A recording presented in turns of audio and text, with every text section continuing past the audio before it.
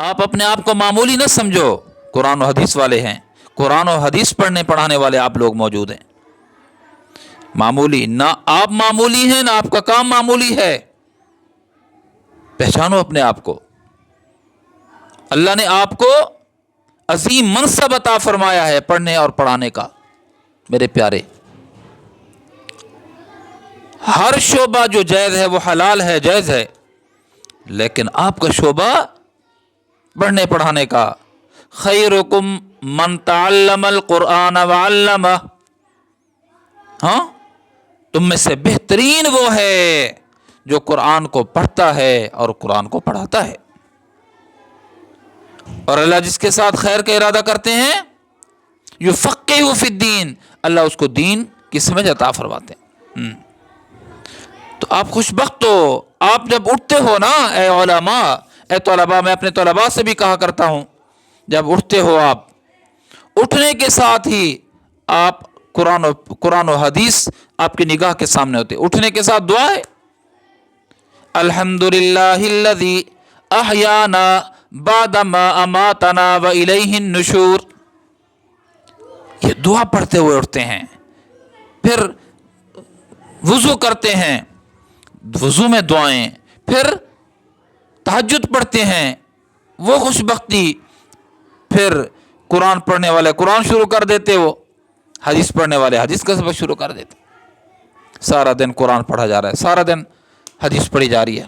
رات کو عشاء، آج کل سردیاں ہیں، 10 بجے تک تکرار مطالعے ہوتے نا، مغرب کے بعد عشاء کے بعد ہوتے نا آپ کے ہاں، ہاں، تو 10 بجے تک کیا ہو رہا ہے؟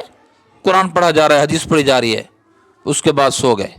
اللہم بسمک اموت و احیا، اللہم بسمک اموت و احیا، سو گیا بندہ، سو گیا۔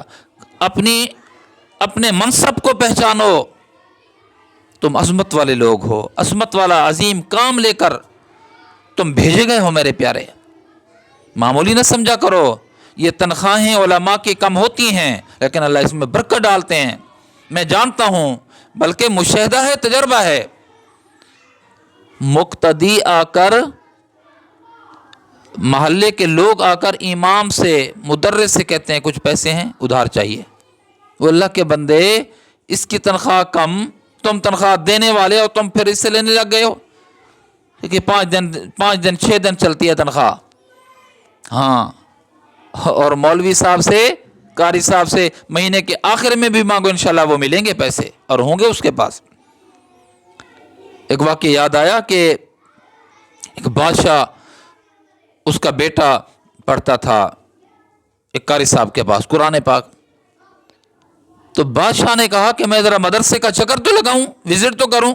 وہاں گیا تو بہترین قرآن پاک کی تعلیم ہو رہی تھی۔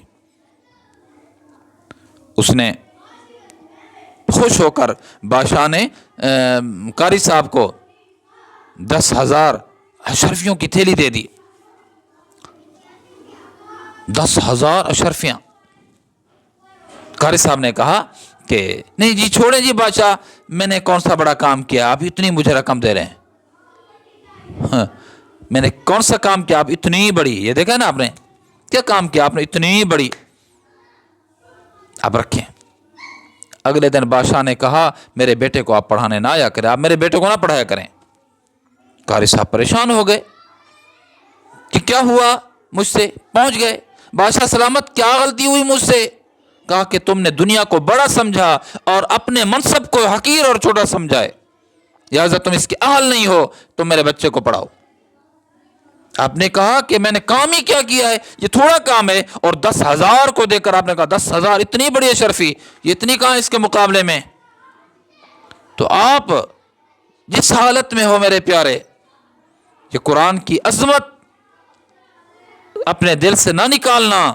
قرآن والے ہو، تم قیمتی ہو، تمہارا منصب بھی قیمتی ہے، قرآن کو کبھی نہ چھوڑنا، پڑھنا پڑھانا، اور حدیث مبارکہ کو پڑھنا پڑھانا کبھی نہ چھوڑنا۔ اسی کی برکت سے اللہ تمہاری زندگیوں میں بھی برکت عطا فرمائیں گے، اور تمہاری نسلوں میں بھی اللہ پاک برکت عطا فرمائیں گے۔